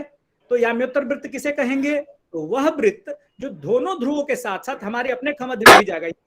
आप मान लीजिए कि यहाँ स्थिर है पृथ्वी पे, और यहाँ स्थिर होने के साथ साथ मान लीजिए हमारी हाथ जो है पृथ्वी है, ठीक है ना। एक यहाँ पोलर स्टार, यहाँ एक जो है आपका उत्तरी ध्रुव दिख रहा है यहाँ पे, और यहाँ पे दक्षिणी ध्रुव दिख रहा हो। हम स्टार की बात कर रहे हैं। तो अब होगा क्या, अब हम एक ऐसा वृत्त करते और हम यहाँ इसके ऊपर हैं, यहाँ हमारा खमध्य है, तो यानी ये मतलब दोनों ध्रुवों में जाए वृत्त और खमध्य में जाकर के एक जो नॉर्थ साउथ सर्कल बनेगा जो उत्तर दक्षिण की ओर जाएगा, उसी को कहेंगे याम्योत्तर वृत्त। ठीक है, यहां तक बात समझ में आ गई। अब थोड़ा सा आगे चलते हैं और यहां से अब थोड़ी सी क्रिटिकलिटी आपको बढ़ेगी, क्योंकि मैंने आपसे बताया था कि अभी तक तो हम सीधा सीधा देख रहे थे कि ये ख स्वस्तिक, ये खमध्य, ये उत्तरी ध्रुव और ये थोड़ी दक्षिणी ध्रुव, लेकिन अब हमें थोड़ा कंसंट्रेट करना होगा वो 90 डिग्री के चाप, 90 डिग्री के चाप पे। तो आपको बताया था कि 90 डिग्री का चाप हम जैसे ही कहेंगे तो आप खट से एक वृत्त का एक टुकड़ा काट लेंगे, एक चतुर्थांश काट के निकाल लेंगे। कैसे होगा, डोंट वरी, हम बता रहे हैं। अब देखिए यहाँ पे कह रहे हैं कि खमध्य ध्रुवयोर लग्नम वृत्तम याम्योत्तरम तथा, यानी खमध्य और दोनों ध्रुव में वृत्त जाएगा, आपको बता दिया, सामने सामने दिख भी रहा है। तो वही एक वृत्त ऐसा होगा जो ठीक आपके पृथ्वी के बीचों बीच ऐसे जाएगा, है ना। बीचों बीच जाने का मतलब है कि हमारे दो बीच हो सकते हैं, एक हमारा उत्तर दक्षिण वाला बीच बन जाए और दूसरा हमारा बीच पूर्व पश्चिम भी हो सकता है, क्योंकि पृथ्वी ने तो ऐसा कहा नहीं था कि भाई साहब हम जो है मैंने मोहल्ले की गली है, हमको इधर से आप देखेंगे तो हम बीच रहेंगे, भाई गोला है, गोले में आप मन करे तो जो है पूर्व पश्चिम उसको बीच कह दीजिए, चाहे उत्तर दक्षिण बीच कह दीजिए। इसी तरीके से एक बीच हुआ क्या जो उत्तर दक्षिण में जा रहा है। बात समझ में आ गई। अब आगे चलते हैं। अब ये कहते हैं क्या कि अब हमने कहा था कि हमारा तीसरा जो नियामक था ख स्वस्तिक, वो भी बड़ा मुख्य था। क्यों मुख्य था कि एक बात हम लोग के मन में बार बार आती है, इस पे चर्चा भी खूब होती है। हम लोग से बचपन में पूछा जाता था कि तुम्हारा क्षितिज क्या है भाई, है ना, हॉरिजॉन क्या है। एक बड़ा कॉमन क्वेश्चन है और इसका उत्तर हम फिर भी देने में अगर आज भी सोचते हैं तो बड़ा ये कहते हैं, और एक बड़ा छोटा सा जवाब हमारे दिमाग में आता है कि जहां हमारे धरती और आकाश एक में मिलते हुए दिखाई देते हैं उन्हीं को क्षितिज कहते हैं। क्या मासूम सा जवाब है, देखिए, है ना। लेकिन आचार्य इसको थोड़ा सा गणित उठा करके कठिन कर देंगे। इतना सुंदर सा जवाब, लेकिन फिर इसके लिए भी कहा कि नहीं भाई साहब, इसको ऐसे कैसे आप जाने देंगे, इसको थोड़ा गणितीय फार्मूला में ले आते हैं। वो कितना बड़ा हॉरिजॉन बनेगा। कहा एक काम करिए, एक सेंटर आपको लेना है बिल्कुल खमध्य, यानी आकाश का ये वाला पॉइंट। आपको बताया था ना कि भू केंद्र से एक आपको स्पर्श करता हुआ सूत्र जहां आकाश में जाके लगेगा, यानी एक हमको ये पॉइंट लेना है, ठीक है। अब इसमें देखिए ख स्वस्तिक लाल कलर से हमने दिखाया है, एक पॉइंट बनाया है, ठीक है ना।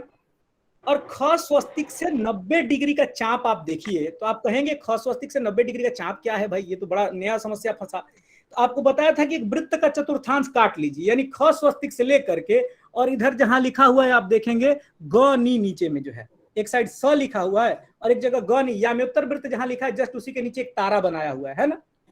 तो इस ख स्वस्तिक से और इसको जो है हमने यहां तक एक जो है हमारा जो दक्षिणी ध्रुव जो तारा है वहां तक हमने लिया। तो हमारे पास देखेंगे आप यहां से इस 14 तारीख में दी थी, इस सेंटर से 14 तारीख का तो और एकदम बिल्कुल ऐसा एक आर्क बना है ना। अगर हम ऊपर लेते हैं यहां से, एक हमारा आर्क बना बिल्कुल ऐसे, वो आया ध्रुव तक, आया ना।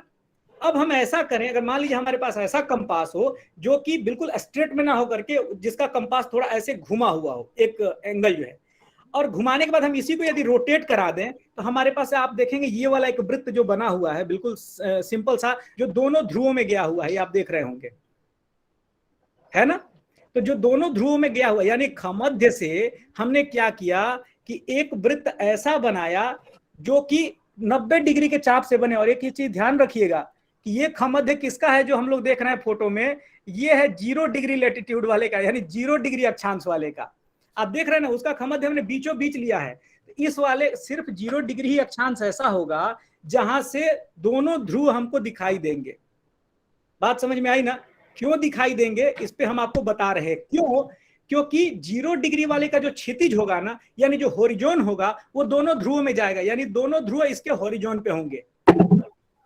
ये बिल्कुल कॉन्सेप्ट सिंपल सा इसलिए था क्योंकि यहाँ पे आप देख रहे हैं कि ख मध्य से, यानी जो यहाँ पे आदमी बैठा होगा, ठीक इसके सर के ऊपर इसका ख स्वस्तिक होगा। और इससे 90 डिग्री का चाप आप देख रहे हैं कि याम्योत्तर वृत्त और ख स्वस्तिक, यानी जहां हमने गौना लिखा हुआ है, वो गौना वाले एरिया का जो चाप है अगर हम घुमाते हैं तो एक वृत्त बनेगा, और वो उसी वृत्त को हम लोग क्षितिज वृत्त कहेंगे, ठीक है ना। तो हर व्यक्ति अपने खमध्य से एक 90 डिग्री के चाप से वृत्त खींचेगा।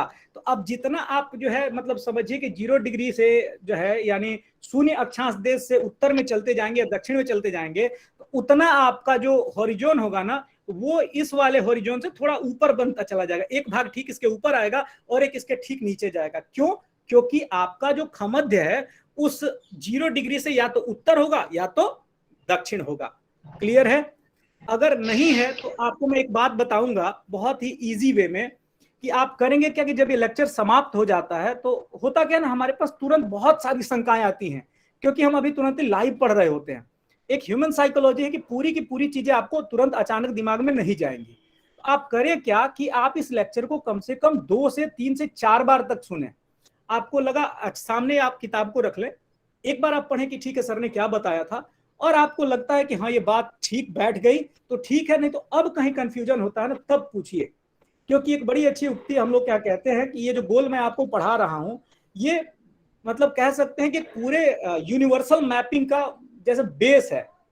आपको सारी चीजें लॉजिकली समझ में आएंगी, तो पहले आप पढ़े, पहले एक दिन फिर इसको चिंतन करें और तब जा करके एक बार इसको आप पूछेंगे तो आपको भी चीजें जमेंगी और मैं भी आपके तार्किक प्रश्नों का उत्तर दे पाऊंगा, है ना। तो अब यहाँ पे आइए, क्या कह रहे हैं कि खमध्य ध्रुवयोर लग्नम वृत्तम याम्योत्तरम, तथा खमध्य तथा दोनों ध्रुवों में जाने वाला जो वृत्त है उसको क्या कहेंगे, याम्योत्तर वृत्त कहेंगे।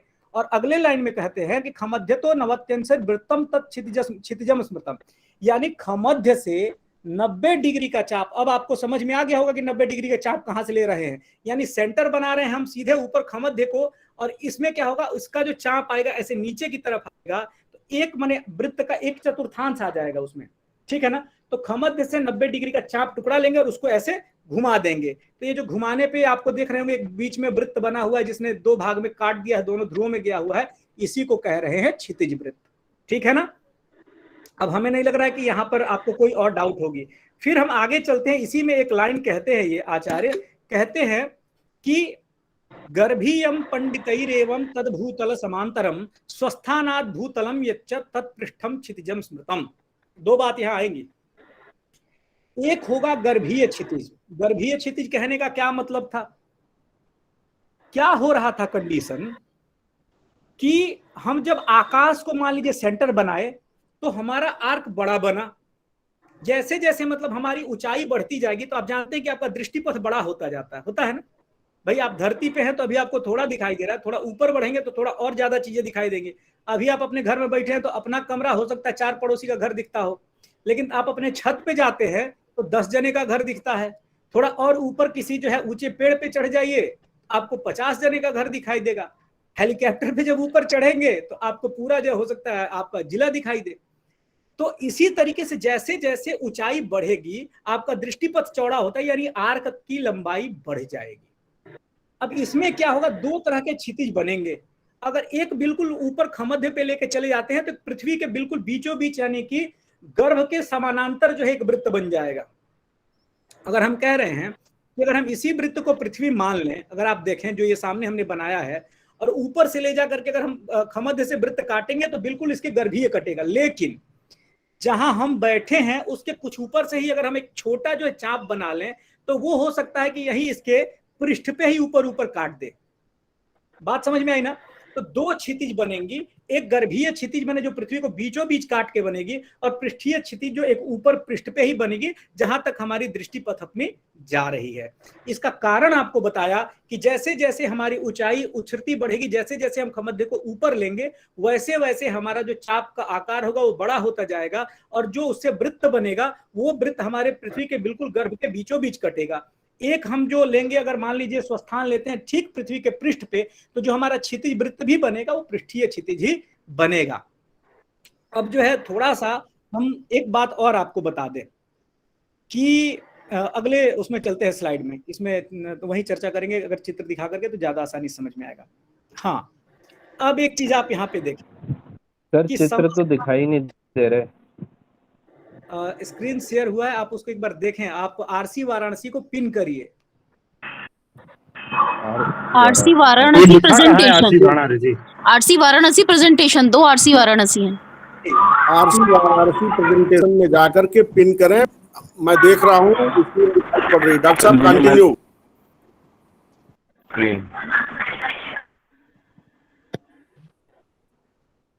मैंने अपनी स्क्रीन शेयर करी है। थोड़ा सा देखिए अब क्या होगा, तो थोड़ी चीजें अब आपको, किसी का खुला हुआ है, भुवन जी आप अपना माइक बंद करें। हाँ, अब चीजें थोड़ी सी क्लिष्ट होती जाएगी, यानी एक के बाद हमने दूसरा क्षेत्र देखा, दूसरे के बाद तीसरा क्षेत्र देखा, और वो तीसरा जो है अब आते आते थोड़ा आपके लिए गंभीर हो गया। क्या हो गया मामला यहाँ पे कि आप चित्र देख के बिल्कुल ना घबराएं, क्योंकि इसमें क्या है, बिल्कुल वही याम्योत्तर वृत्त, वही ख स्वस्तिक, लेकिन कुछ चीजें इसमें नई जुड़ी हैं। ये कह रहे हैं क्या कि 4 बातें इसमें और बनाएंगे। वो है समस्थान, पूर्वापर वृत्त, पूर्वापर स्वस्तिक और कोण वृत्त। अब देखिए, हमने कहा कि समस्थान क्या है, तो क्षितिज हमने बना दिया था। आपने देखा पहले क्षितिज कैसे बना, ये आपको निचला जो ये वृत्त बना है ये क्षितिज वृत्त है ना, जो एक नीचे हॉरिजॉन्टल एक सर्कल दिख रहा होगा ये क्षितिज वृत्त है। हमने आपको बताया भी था, जिसको हम लोग जो हॉरिजॉन कह रहे थे अपना। दूसरा जो हमने बनाया था याम्योत्तर वृत्त, एक हम आप देख रहे होंगे कि दक्षिण समस्थान, और जो आप लिखा भी हुआ है याम्योत्तर वृत्त, और इसी में उत्तरी समस्थान दक्षिणी समस्थान बनाया हुआ है। तो ये समस्थान क्या है इसको समझ लेते हैं। यहां कहते हैं आचार्य कि याम्योत्तर वृत्त हुआ, यानी याम्योत्तर वृत्त बिल्कुल नॉर्थ साउथ, और इसके साथ में क्या हुआ, एक आपका वृत्त बना था जो खमध्य से बना था, वो था क्षितिज वृत्त। क्षितिज वृत्त ने क्या किया आपने देखा होगा कि बिल्कुल समस्थान, मतलब क्षितिज वृत्त ने याम्योत्तर वृत्त को बीचों बीच दो भाग में बांट दिया। यानी जो हमारा आप देख रहे हैं कि एक वृत्त ये बना हुआ है जो उत्तर दक्षिण में जा रहा है, ये क्षितिज वृत्त जैसे दो चूड़ी आप ले लीजिए, एक चूड़ी को ऐसे बीचों बीच रखिए, ऐसे मान लीजिए एक चूड़ी है ऐसे हॉरिजॉन, और इसी के ऊपर एक चूड़ी आप ऐसे फंसा दीजिए, तो जो नीचे वाली चूड़ी है ना जो हॉरिजॉन्टल लगी हुई है वो क्षितिज वृत्त है, और जो ऐसी चूड़ी जो वर्टिकल बिल्कुल उस पर लगी हुई है वो जो है आपको वर्टिकल मतलब आपको ऐसे लगानी है नॉर्थ साउथ में, क्योंकि नहीं तो पूर्वापर वृत्त बन जाएगा, आपको वो बताया नहीं हो। तो अभी क्या करना है हमको, सिर्फ कि दो चूड़ी लेनी है, एक चूड़ी से हमको चूड़ी को बिल्कुल हॉरिजॉन्टल रखना है, और एक चूड़ी को ठीक इसके ऊपर यानी नॉर्थ साउथ से ऐसे ले जाकर के एक सर्कल बना देना है, ठीक है ना। अब क्या होगा कि ये दो चूड़ियां दो स्थानों पे लगेंगी, आप जानते हैं, एक जगह उत्तर में टच करेगा नॉर्थ में, और एक जगह साउथ में, दोनों चूड़ियां एक दूसरे को टच करेंगी ना। अगर हम एक चूड़ी को ऐसे बिल्कुल हॉरिजॉन्टल लगाएं और एक को बिल्कुल ऐसे इसके ऊपर लगा दें, तो एक जगह वो उत्तर में टच करेगी और एक जगह दक्षिण में टच करेगी। यहाँ कुछ नहीं है, वही जो कटान बिंदु है ना जहां वो टच कर रहा है उसी का नाम, अगर उत्तर में जहां टच किया उत्तर समस्थान, और दक्षिण में जहां वो टच कर रहा है वो दक्षिण समस्थान है। यहाँ पे आपको कोई डाउट नहीं होना चाहिए। यानी आप कॉपी में बिल्कुल अपने लिख लेंगे कि क्षितिज वृत्त मतलब हमारा जो हॉरिजॉन है, और दूसरा हमारा नॉर्थ साउथ सर्कल यानी कि याम्योत्तर वृत्त है, जहां एक दूसरे को पूरब पश्चिम में टच करते हैं या काटते हैं उसी को जहां उत्तर में लगेगा उत्तरी समस्थान, और जहां दक्षिण में लगे वहां दक्षिण समस्थान। It is easy as ABC and nothing else, कुछ है ही नहीं, ठीक है ना। आप फिर से एक बार रिवाइज कर लेंगे कि क्षितिज वृत्त क्या था, खमध्य से, अब ये खमध्य क्या था, तो भू केंद्र से स्वस्थान को स्पर्श करता हुआ सूत्र, यानी आपके स्थान को स्पर्श करता हुआ सूत्र जहां आकाश में लगा उसको कहे खमध्य। खमध्य से 90 डिग्री का एक चाप लिया, उससे एक वृत्त बनाया, उसको कह दिया क्षितिज वृत्त। दोनों ध्रुव और खमध्य में जाने वाला वृत्त याम्योत्तर वृत्त, ये दोनों एक दूसरे को जहां टच करेंगे उत्तर में उत्तरी समस्थान, और दक्षिण में जहां टच करेंगे वहां दक्षिण समस्थान। ये क्लियर है। अब होता क्या है, अब एक चीज मैंने आपको बताया था कि दो वृत्त जहां बन गए याम्योत्तर और क्षितिज वृत्त, ये जहां कटेंगे माने जहां कटेगा माने जो वृत्त जहां एक दूसरे को काटेगा वहीं से एक वृत्त बनेगा।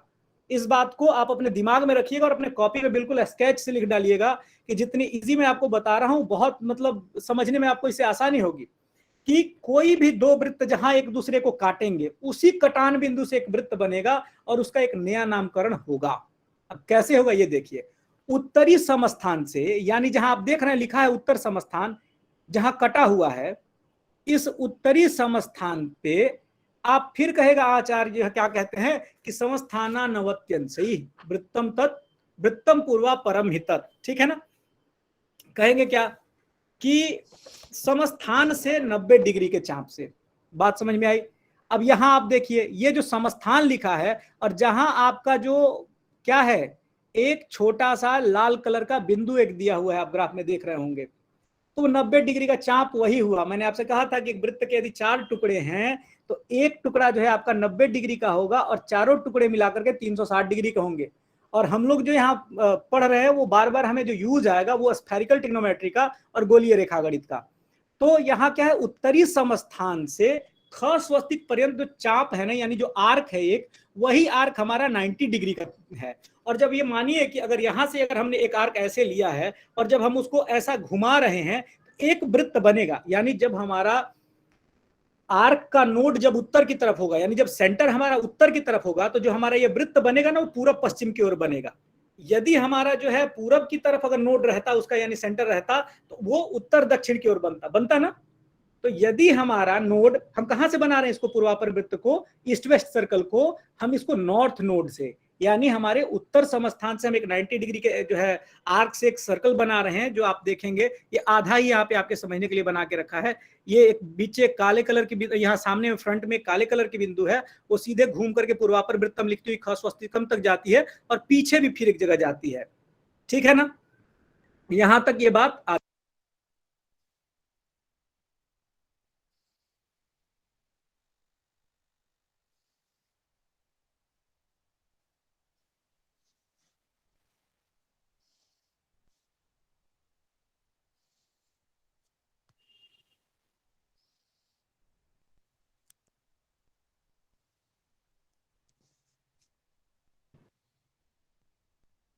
हेलो, आवाज आ रही है क्या मेरी?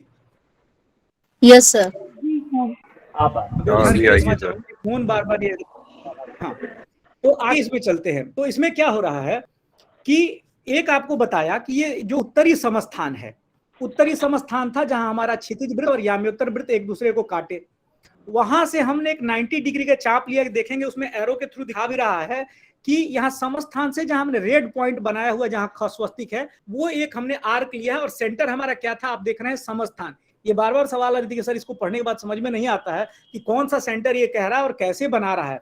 तो जब भी यह बात आपको आएगी ना कि 90 डिग्री का चाप हम लेंगे, तो 90 डिग्री का चाप यानी कि एक हम हाफ, मतलब कह सकते हैं 1/4 सर्कल का एक जो है 1/4 आर्क ले लेंगे और उसको जब हमने घुमाया तो एक हमारा वृत्त बना जिसका नाम हुआ पूर्वापर वृत्त। और यही पूर्वापर वृत्त हमारा जो है ईस्ट वेस्ट में सर्कल के भी नाम से इसको जानते हैं। यहां तक मुझे लगता है आपको बात अब समझ में आ गई है।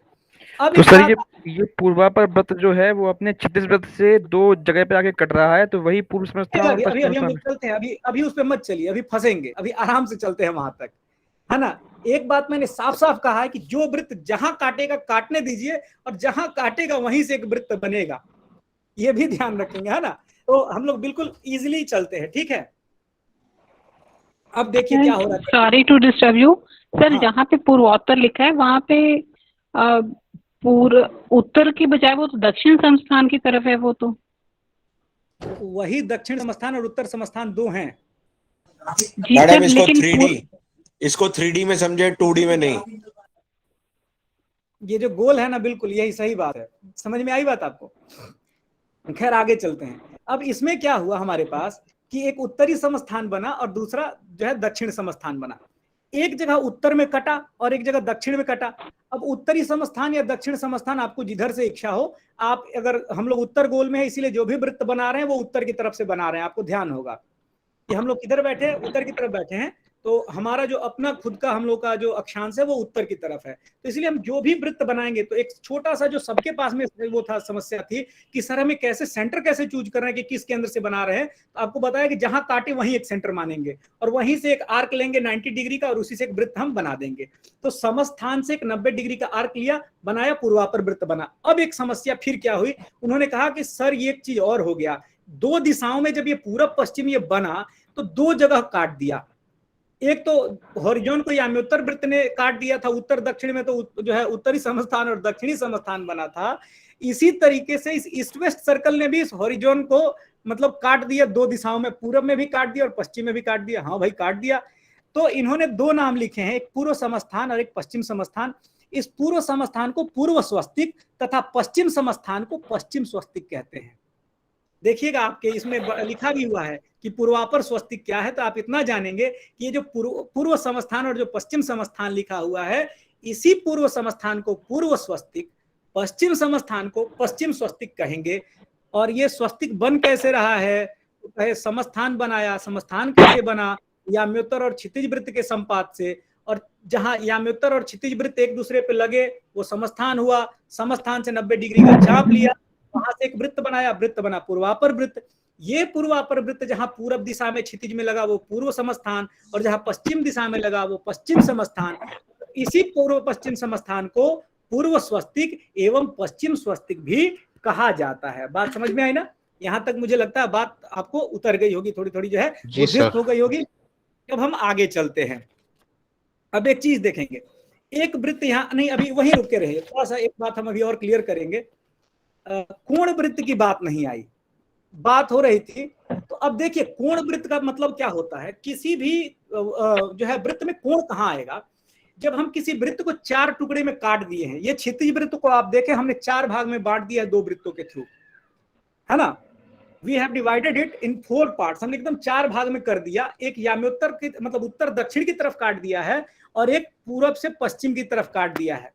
अब हम एक सामान्य त्रिकोण में और एक चापीय त्रिकोण में आपको बड़ी मजेदार अंतर दिखाएंगे और आपको जान करके आश्चर्य होगा कि तीनों कोण जो है कि किसी सामान्य त्रिभुज में जो हमारे तीनों कोण होते हैं ना, उनका योग जो है 180 डिग्री होता है, ये सब जानते हैं। यहां स्थिति क्या बन रही है आप देखे होंगे कि अगर आप एक बताया था कि एक वो ले लीजिए, चूड़ी ले लीजिए, एक चूड़ी को बिल्कुल हॉरिजेंटल रख दीजिए और एक चूड़ी को उस पे ईस्ट वेस्ट में फंसाइए और एक को जो है आप नॉर्थ साउथ में फंसाइए, है ना। कंडीशन क्या बनेगा कि एक जहां ऊपर में मतलब पूरा पश्चिम और उत्तर दक्षिण वाली चूड़ी जहां कटेगी, वो दोनों कोण देखेंगे बिल्कुल 90 डिग्री पे ऐसे एक दूसरे को काटेंगे, ऐसे काटेंगे ना। तो एक वहां भी कोण बनेगा 90 डिग्री का। जहां वो पूर्वापर वृत्त हॉरिजॉन पे खड़ा होगा, हॉरिजॉन जो है हमारे क्षितिज वृत्त पे, तो क्षितिज वृत्त और उस पूर्वापर वृत्त का जो निचला हिस्सा होगा ना, वहां भी एक 90 डिग्री का कोण बनेगा। और एक जो थर्ड यानी कि याम्योत्तर वृत्त और हमारा क्षितिज वृत्त जहां एक दूसरे पे खड़े होंगे, वहां भी आप देखेंगे कि 90 डिग्री का कोण बनेगा। अब ये बताइए एक ऐसा ट्रायंगल बनेगा जहां 270 डिग्री के कोण बन गए एक ही जगह पे। तो यही स्फेरिकल ट्रिग्नोमेट्री में और सामान्य ट्रिग्नोमेट्री में यानी चापीय त्रिभुज में और जो है आपके सामान्य त्रिभुज में एक अंतर आता है। तो हम लोग यहाँ इसीलिए बार बार ये कह रहे हैं जो आचार्य की चाप से लेंगे, चाप से लेंगे, तो चाप लेने का क्रम यही था। अब क्या हुआ कि ये जो हमारा हॉरिजॉन है ना, यानी हमारा जो क्षितिज वृत्त है, ये क्षितिज वृत्त ऑलरेडी 4 टुकड़ों में कट चुका है। आप देखेंगे जहां पूर्व समस्थान और उत्तर समस्थान, पश्चिम समस्थान और दक्षिण समस्थान के रूप में 4 जगह कटा। अब ये टोटल जो हर कटान है वो 90-90 डिग्री के दूरी पे स्थित है। अब यदि हम इसी कटान यानी 2 माने जहां हमारे समस्थान है, इनके बीचों बीच अगर हम एक लाइन खींच देते हैं, पॉइंट बनाते हैं, तो 45 डिग्री का हमारा आर्क होगा। अगर एक कोने से लेकर के दूसरे कोने तक 90 डिग्री है, तो यदि हम इसको बीच से तोड़ दें तो हमारा आर्क कितना होगा, 45 डिग्री का होगा ना, क्योंकि यहाँ सेंटर से जब लेंगे तो ये 45 डिग्री का एक कोण बनाएगा। यहाँ से सर फिर से रिपीट कर दीजिए प्लीज। हमने कहा कि जैसे 4 समस्थान बने और इसने इस क्षितिज वृत्त को 4 जगह काट दिया। अब पूर्व समस्थान से लेकर के उत्तर समस्थान के बीच का जो ये चाप है ना, ये 90 डिग्री का चाप है ना, ये 90 डिग्री का आर्क है, आप सीधा समझिए। अब इस 90 डिग्री के आर्क को यदि हम बीच में एकदम बीचों बीच काट दें तो ये 45 डिग्री का आर्क हमारा बनेगा ना। अब इस 45 डिग्री के आर्क को अब सिंपल आप यही समझिए कि हमको इस क्षितिज वृत्त को अब 4 टुकड़ों में और काटना है। हमने तो पहले 4 में बांट दिया है, अब हम सीधा 4 टुकड़ों में और काट देंगे, ठीक।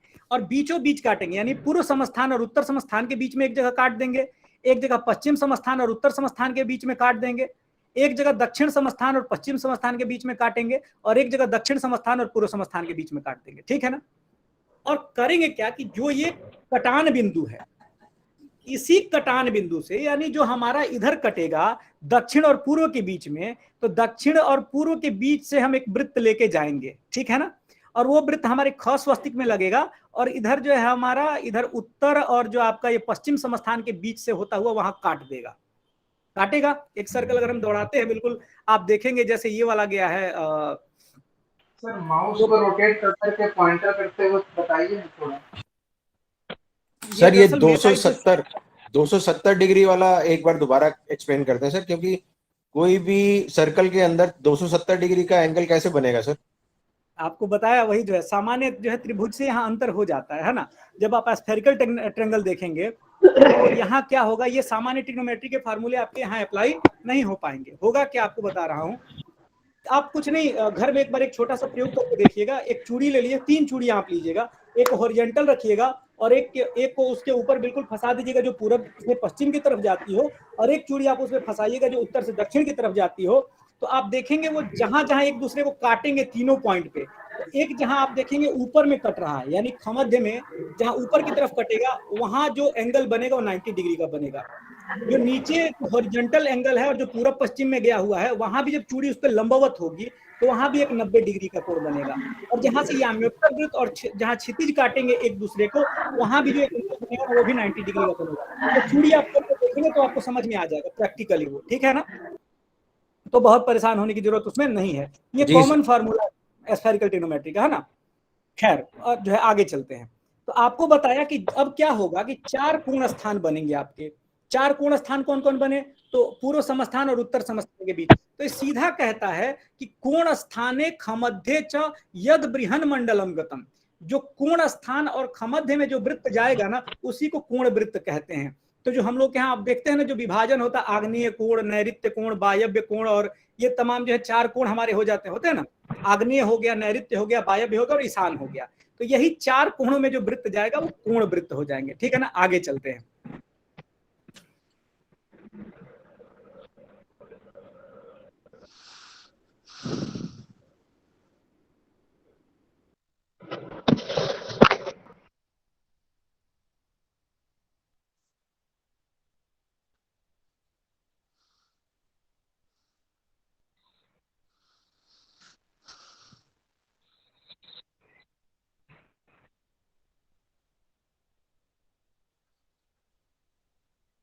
सर जो ये आप पढ़ा रहे हैं, ये पाठ्यक्रम में तो कहीं पे भी नहीं है।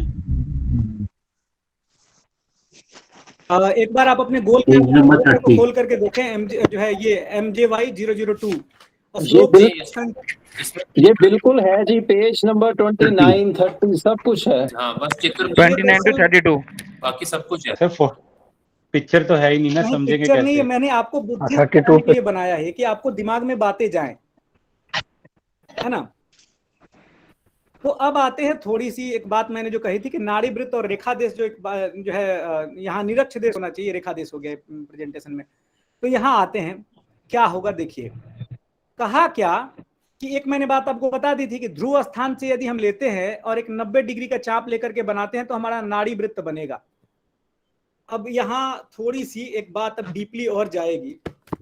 वो क्या है कि इतना वृत्त हो गया, हमें लग रहा है सबका दिमाग इस समय जो है एकदम वृत्तमय हो गया होगा और पूरे ब्रह्मांड में जो है दिमाग चक्कर खा रहा होगा, कहाँ से क्या क्या बन रहा है। लेकिन ये जाने कि अगर इस तथ्य को आपने समझ लिया तो आने वाले टाइम में जियोग्राफी और ये जो कहते हैं ना एस्ट्रोनॉमिकल कैलकुलेशन, मतलब बिल्कुल आपके उंगली पे दौड़ेंगे वो। क्योंकि क्या था, ये वो साइंस था जब पुराने लोगों ने कैसे इसको समझा पूरे यूनिवर्स को और कैसे अपने लाइफ में अप्लाई किया। अब देखिए क्या हुआ कि मैंने आपसे कहा था कि ध्रुव स्थान को लिया पहले, जहां ध्रुव लिखा हुआ है, और ध्रुव स्थान से अब एक चीज आप जानते हैं कि बाकी सारे वृत्त बदल जाएंगे, क्योंकि हर व्यक्ति अगर अलग अलग स्थान पे है तो उसका याम्योत्तर अलग अलग होगा ना, क्योंकि याम्योत्तर को खमध्य से होके जाना है। तो हर व्यक्ति का खमध्य अलग होगा, खमध्य अलग होगा तो याम्योत्तर अलग होगा। लेकिन एक वृत्त आचार्यों को ऐसा बनाना था जो कि भले आपका स्थान बदल जाए, किसी का स्थान बदल जाए। Sorry sir, sorry to interrupt you sir, please अगर ये बोर्ड पे एक्सप्लेन होता तो सर क्लियरली अंडरस्टैंड हो सकता था, समझ में आ सकता था। सर जो आप बोल रहे हैं वो बोर्ड पर अगर थोड़ा सा ये जो ट्रिक्स बता रहे हैं तो थोड़ा समझ में आ जाता बोर्ड पर। सर यही बात बोलना चाह रहे थे।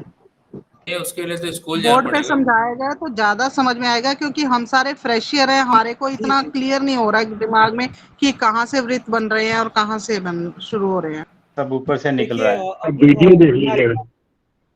मैं मैक्सिमम चीजों को अब इमेज के माध्यम से आपको बताने के लिए कोशिश कर रहा हूँ। यहाँ आपको देखिए ध्रुव स्थान, समस्थान पूर्वापर वृत्त समझ में नहीं आया, समस्थान और पूर्वापर वृत्त प्लीज रिपीट कीजिए, तभी हम आगे समझ पाएंगे। आप इसको 3 बार पढ़िए, 3 बार सुनिए, तब समझ में आएगा। बिल्कुल सही कहा आचार्य जी ने, 3 बार पढ़ेंगे तब समझ में आएगा। देखिए पढ़ने के बाद समझ में नहीं आ रहा है ना, यहाँ तक क्योंकि किताब में तो कोई पिक्चर दिया नहीं है। अब यहाँ मैडम के लेक्चर को 3 बार सुनिए। स्टेप आप बोर्ड पे ड्रॉ करके बता दीजिए step by step. Prajakta ji picture है तो सर ये क्या रिकॉर्डिंग हमारे को मिलेगी क्या, जिसको हम बार-बार ये YouTube पे अवेलेबल है मैडम। ये बीसी वाराणसी जो इग्नू की आरसी वाराणसी सेंटर जो अपना है, वो जो वीडियो रिकॉर्ड कर रहे हैं स्क्रीन को, तो वो पूरा पावर पॉइंट के साथ कर रहे हैं। YouTube पे अवेलेबल है, आप वहां पे देख लीजिएगा। अगर आप में कहीं इमेज नहीं आता हो या पावर पॉइंट नहीं दिखता हो तो आप एक बार आरसी वाराणसी को देखिएगा, वहाँ वो सारा जो है उन्होंने खुद ही इस चीज को फोकस करके रखा है और वो रिकॉर्ड कर रहे हैं। और आप बताऊं कि ये सारी चीजें ऐसी हैं कि बिल्कुल एक आपके बुद्धिस्त नहीं होंगी।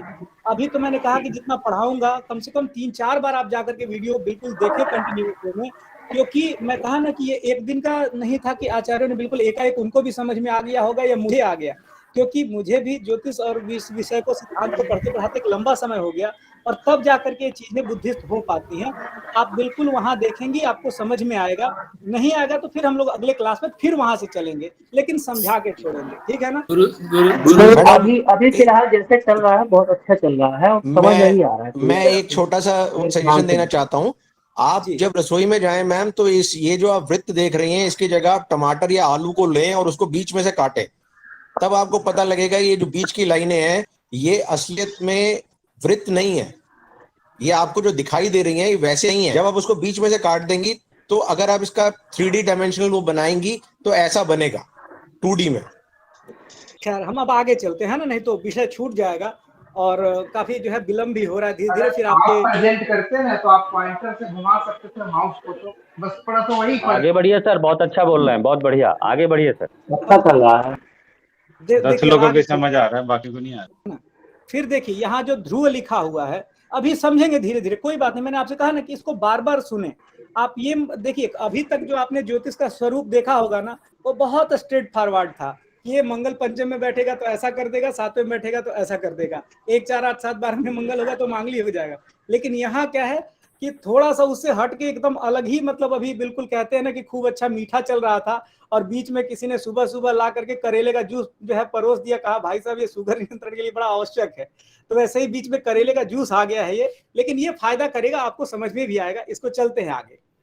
तो अब देखिए, मैंने कहा था कि आपके स्क्रीन पे जो ध्रुव दिख रहा है, ध्रुव माने ध्रुव स्थान, इतना ध्यान रखेंगे। ध्रुव माने ध्रुव स्थान। इस ध्रुव स्थान से हम एक 90 डिग्री का आर्क लेते हैं, यानी कि ना तक लेंगे, ठीक है ना? आपको बताया था कि जब हम 90 डिग्री का आर्क कहते हैं तो आप बिल्कुल सीधा सीधा समझिए कि हम एक जो है किसी वृत्त के 1/4 की बात कर रहे हैं। तो ध्रुव से ना तक आर्क लिया और उसको जब घुमाया, यानी इसका सेंटर हमने कहाँ बनाया? ध्रुव पे। और जब उसको घुमाएंगे तो हमारा एक वृत्त बनेगा जो कि ना के डी के नाम से बनेगा, और यही वृत्त होगा नाड़ी वृत्त। अब ये नाड़ी वृत्त एक ऐसा वृत्त है, आपको बता दूं, जो बिल्कुल स्थिर वृत्त है। ये ना दाएं जाएगा ना बाएं जाएगा। क्यों नहीं जाएगा? क्योंकि जिस सेंटर से हमने आपको बनाया है ना इसको, वो सेंटर फिक्स है, यानी कि जो ध्रुव तारा फिक्स है। और जब ध्रुव से 90 डिग्री से हम जब बनाएंगे तो जब ध्रुव नहीं चलेगा तो ये वृत्त कैसे हिलेगा दाएं बाएं? तो इसीलिए आचार्यों ने एक फिक्स वैल्यू लेने के लिए, अब आप पृथ्वी के ध्रुव से बनाइए तो 0 डिग्री इक्वेटर वाला आपका वृत्त बनेगा। और आप जो अगर भगोल से भी लेते हैं, जहां की आपको बिल्कुल दोनों ध्रुव दिखाई दे रहे हो, तो वहां से भी आपका ये नाड़ी वृत्त। और एक चीज यहाँ पे आचार्य ने बड़े स्पष्ट रूप से कहा कि ध्रुव स्थानानवत्यंच नाड़ी वृत्तम तदुच्यते तदेव विश्वम वृत्तम। अब देखिए, इसी को विश्वत वृत्त भी कहते हैं। और विश्वत वृत्त में देखिए, जिस दिन सूर्य इसी पे होगा बिल्कुल नाड़ी वृत्त में, यानी कि सायन मेष का हो आदि में, तो उसी दिन आप जानिएगा कि सूर्य बिल्कुल बीचों बीच इक्वेटर पे है। इसीलिए इसका एक और नाम है विश्व वृत्त, और इसी का एक और नाम है काल वृत्त। ध्रुव स्थान से 90 डिग्री के चाप से जो वृत्त बनाया उसको क्या कहा? नाड़ी वृत्त, उसको कहा विश्व वृत्त, और उसी को कहा काल वृत्त, ठीक है ना? अब क्या होता है, ये विश्व वृत्त के नीचे जहां की है ना, यहाँ एक छोटी सी पृथ्वी मान लीजिए। क्योंकि क्या होता है ना, इस पूरे ब्रह्मांड में जब हमारे पृथ्वी को देखेंगे बड़ी छोटी स्थिति है। तो अगर हम लोग पृथ्वी के ही ध्रुव से अगर एक वृत्त बना दें तो आप देखेंगे पृथ्वी के ऊपर बिल्कुल 0 डिग्री इक्वेटर बनेगा। यानी हम पृथ्वी के नॉर्थ पोल को अगर ले लें, हमारे यहाँ जो नॉर्थ पोल है पृथ्वी का, और नॉर्थ पोल से ही अगर हम एक बिल्कुल बीचों बीच सर्कल काट देंगे तो हमारा 0 डिग्री इक्वेटर बनता है। तो ये इसलिए भी इजी हो जाता है कि वहां से आप 90 डिग्री उत्तर जाते हैं और वहां से 90 डिग्री आप दक्षिण जाते हैं इक्वेटर से, तो दोनों तरफ जो है समान डिस्टेंस है ना?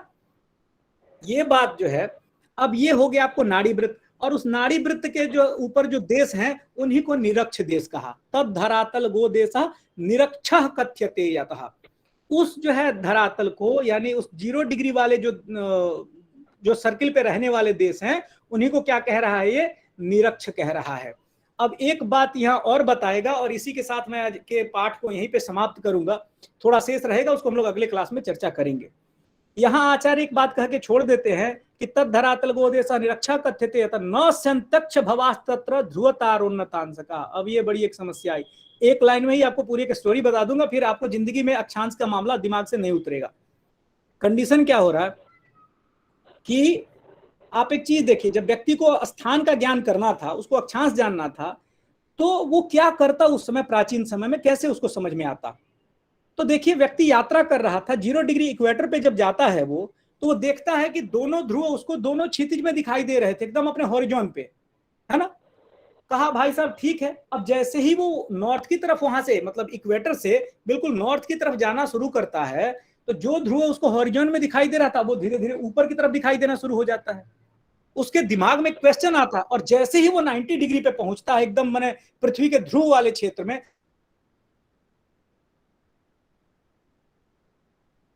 तो देखता है कि बिल्कुल अक्षांश जाने का आचार्य का। कहा भाई साहब कुछ तो बात है कि इसका लॉजिक कहीं ना कहीं मामला फंस रहा है, ये हमारे स्थान से संबंध बना रहा है। कहा अच्छा। कहा कि ये काम करिए कि आप चले जाइए निरक्ष पे। तो निरक्ष क्यों कह रहे हैं? तो कह रहे हैं कि वहां ध्रुव तारा का उन्नतांश नहीं दिखाई देता। उन्नतांश माने होता है उन्नत माने होता है ऊपर और अंश माने जितना अंश ऊपर हो।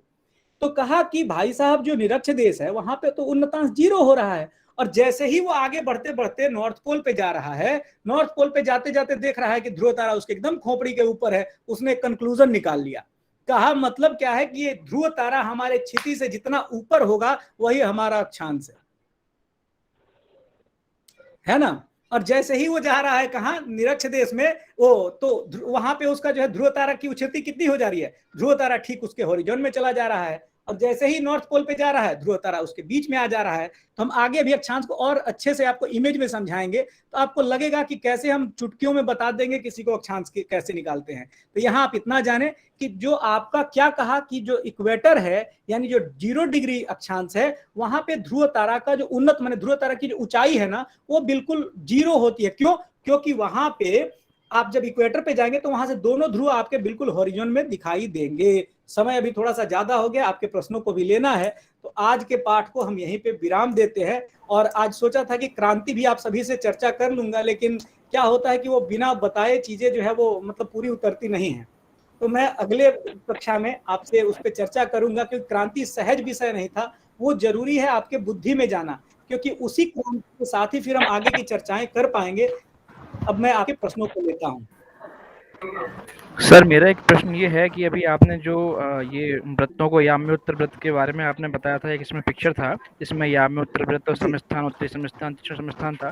तो इसमें जो अपना जो अपना खस्वस्तिक है उसमें आपने उसको बीच सेंटर मतलब उत्तरी ध्रुव और दक्षिण के बिल्कुल बीच में माना है। यदि व्यक्ति थोड़ा सा मूव करता है उत्तरी डायरेक्शन में तो फिर वृत्तों की स्थिति कैसे होगी, वो थोड़ा सा अगर आप समझा देते तो ठीक था। अब देखिए आपको मैंने एक बात कहा था कि यह जो मैंने बनाया है अभी बिल्कुल बीचों बीच अपने को माना है, तो मैं अपने इक्वेटर पे मान के बना रहा था। जी जी है ना।